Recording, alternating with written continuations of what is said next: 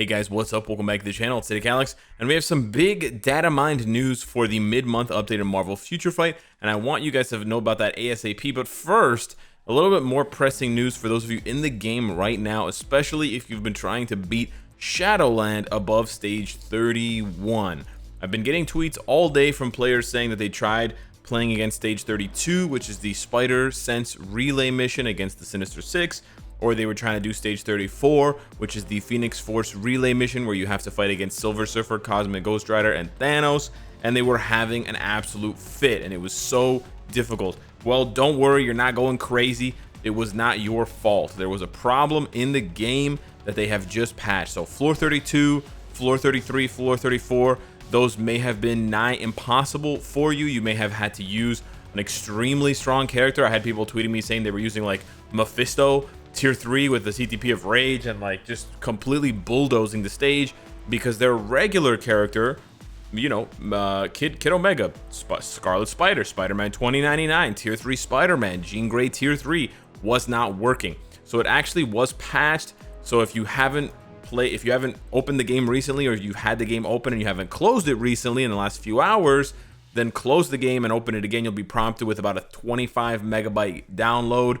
And one of the patches right there, number 4, the issue of unique skills not being applied properly on certain stages of Shadowland has been fixed. So that is 100% what was preventing you from completing those stages. It's a bummer if, like I said, you used a much stronger character that you needed for another stage, but now it is fixed.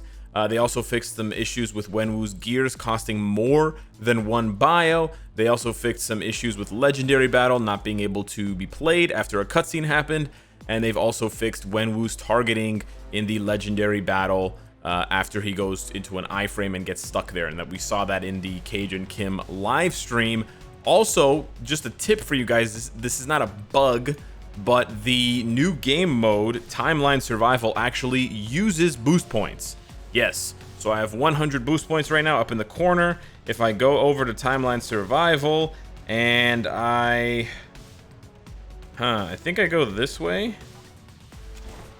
So it used a boost point. So it didn't use my boost points. It used my temporal energy. And now when I go to fight, you can see it's going to use up my boost points.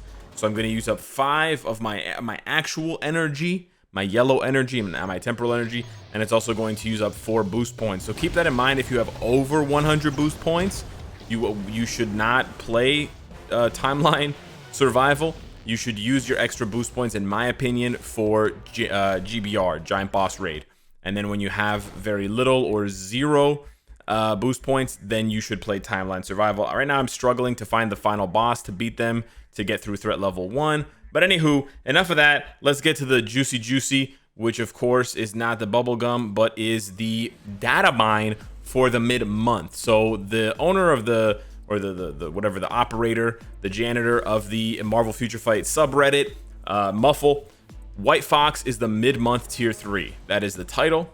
No evidence given, but at this point, given their track record, I don't think evidence is required. They have literally never been wrong with data mines. Maybe once they were wrong, maybe once, but that's it. But it gets better and it gets bigger. Crescent is apparently getting a new uniform called the White Sirius Armor. Sounds seriously cool. Luna Snow is getting the White Sirius Armor, and our favorite Blast female hero, Sharon Rogers, is also getting the White Sirius Armor. So this looks like a mid-month sort of OC original characters update, or like a Korean character update, because Crescent is Korean, White Fox is Korean, Luna Snow is Korean, and Sharon Rogers is not Korean by blood, but I believe she was born in Korea as far as the timeline goes. If Captain America had not been frozen in ice, and if him and Peggy had gotten down at a Korean military base, I guess. I don't know exactly what the history is, but that was fun getting down.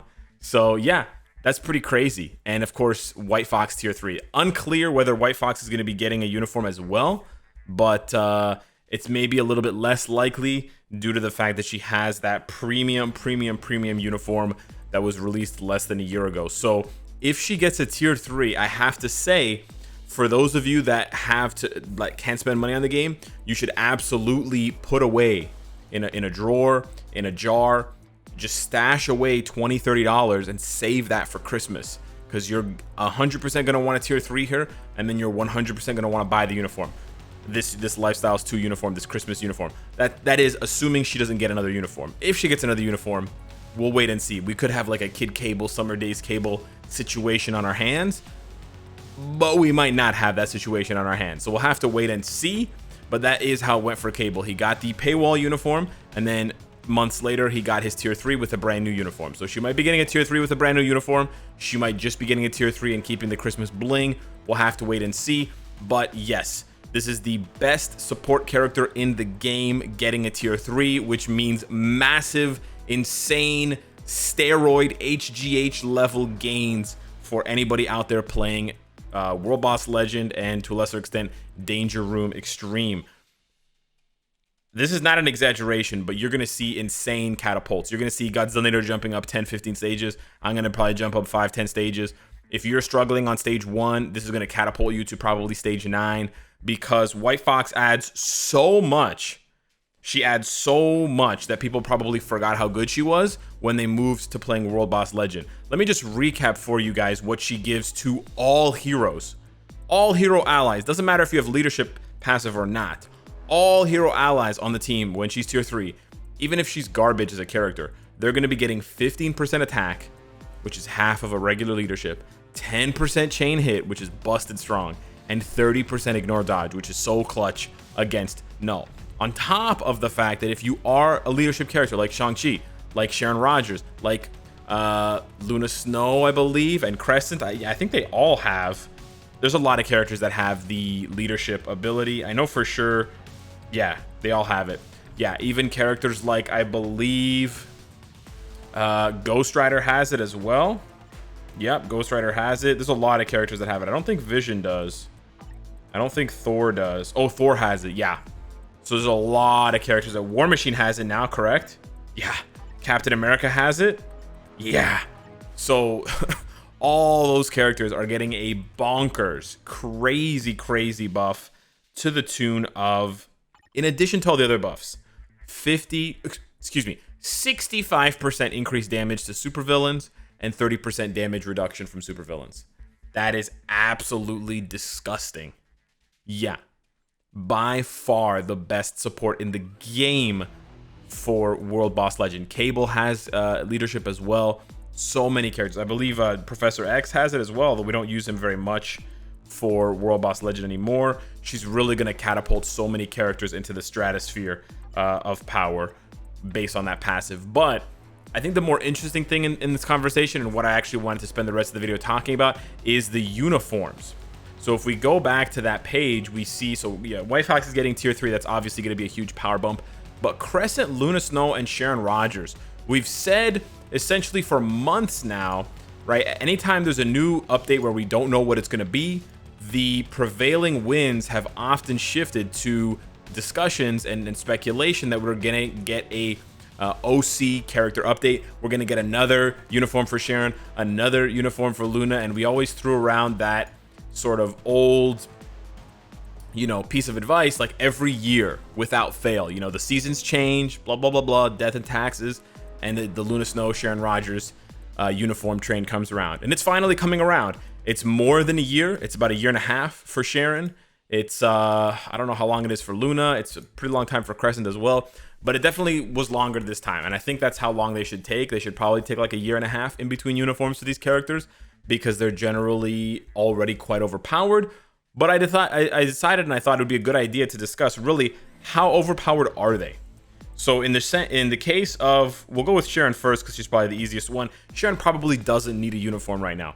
And again, it's really a subjective thing in a way, because you may have not picked up this uniform, so you may have another uniform for her, or you may not have any for her, in which case she desperately needs a uniform. But if you've still been using Star Knight uniform, she can still compete on stage, 20, 30 for me against Null and Mephisto, which is very close to the highest that I can go against those bosses. So she is right there with my best clears for Null and Mephisto. She's right there. So she really has not missed a step. But I will say that outside of World Boss Ultimate or World Boss Legend content, Sharon has little to no value. That is true. Outside of World Boss Ultimate and World Boss Legend, she has little to no value. Actually, that's not true. As I'm saying this, I remember that she's still the best for the Blast female human of Squad Battle. Moonstone came and went, but Sharon still holds the crown for that. Moonstone's very, very good. I think they're neck and neck, but I think Sharon is still better, and I think the best is sort of like a bit of a swap play between the two of them. But yeah, Sharon does have a sort of limited scope outside of those two game modes, but I think she's probably the most overpowered character getting a uniform in the last year plus. They've been really good about not giving overpowered characters more uniforms, which has been a really good thing for the game, and I think they've sort of built up enough goodwill that they can throw a bone to a character that doesn't necessarily need it. This is not a Jean Grey situation where she's getting a uniform while already being the top character in the game. She's by no means the top character in the game. She's near the top, I would say, but definitely not the top. Then next up we have Luna Snow. As far as Luna Snow needing a uniform, I think it's a little bit more necessary, or it's a little bit more justified than Sharon Rogers. Luna is still the queen for Alliance Battle Extreme, but if you don't play Alliance Battle Extreme, then you may have very little reason to use her, and a lot of players actually didn't like her new uniform. The Andromeda suit was really well received, not only in the design wise, but in terms of the power creep. Like, it really added a lot to her kit, but there wasn't a big change from this one to this one. It did add the cold resist down, but that actually doesn't even work against World Boss Legend content and other content there, so it wasn't seen as a big enough bump for her. And like I said, a lot of people are not big fans of the sort of street K-pop look. So I think if Sharon is, you know, an 8 or an 8.5 out of 10 right now, not really needing a uniform to bridge that last gap of 1 to 2 point, or 1.5 to 2%, Luna's probably like a 6 to a 7. Again, if you're big into ABX, you still have plenty of use for her like I do. But if you couldn't care less about ABX, you may honestly be looking forward to a new uniform for Luna, because it could finally give her more value in other game modes. She's still very, very good for World Boss Ultimate, especially Ebony, but she has very little value in World Boss Legend, doesn't have any value in DRX. She doesn't really do anything. Actually, now that I say this, I realize that she's also still very, very, very, very good for Squad Battle. So yeah, World Boss and Squad Battle for Sharon, ABX and Squad Battle for Luna. Those two basically hold it down, but I would value ABX less because it's such a competitive game mode, and it's just so top heavy that most players are not interested in buying a uniform to get an extra 100,000 or 500,000 points. So for that, we're just gonna have to wait and see. Obviously, you know, the levels of necessity for these uniforms goes from Sharon down to Luna, and then we get down to Crescent.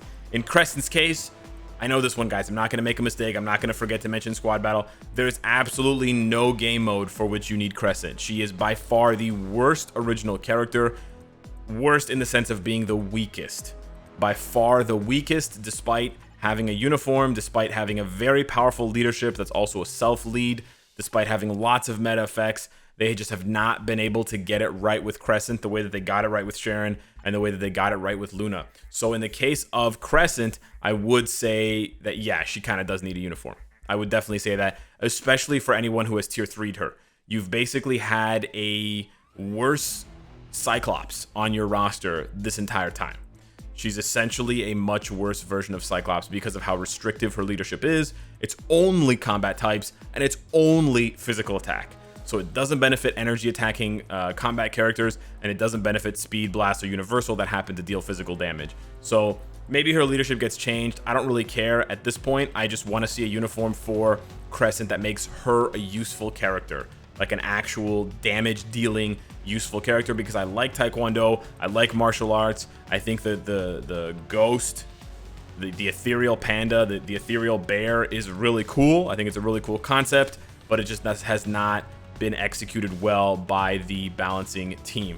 So that is essentially the breakdown of these three characters if they are getting uniforms. I mean, they're basically at this point guaranteed to be getting uniforms with this data mine of the white Sirius armor.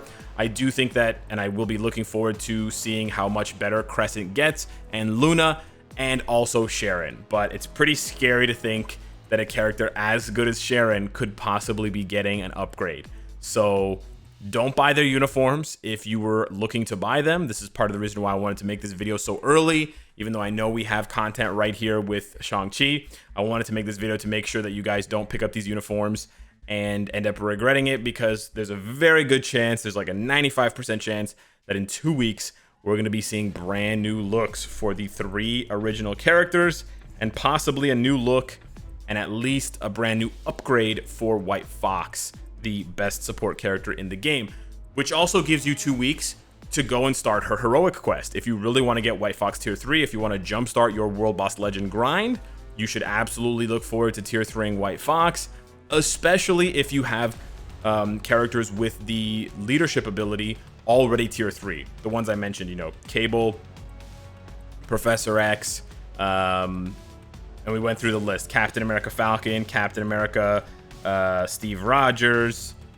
War Machine, yada, yada, yada. So let me know in the comments down below what you think of Sharon, Luna, and Crescent getting a uniform. Which one of the 3 do you think is going to be the best? Are we back to the Sharon meta? Is Luna going to take over? Or are we going to see the new combat meta with Shang-Chi and Crescent being the martial arts masters? Hit me up in the comments down below. Let me know what your thoughts are and your predictions. Thank you so much for watching, and I'll see you in the next one. Take care.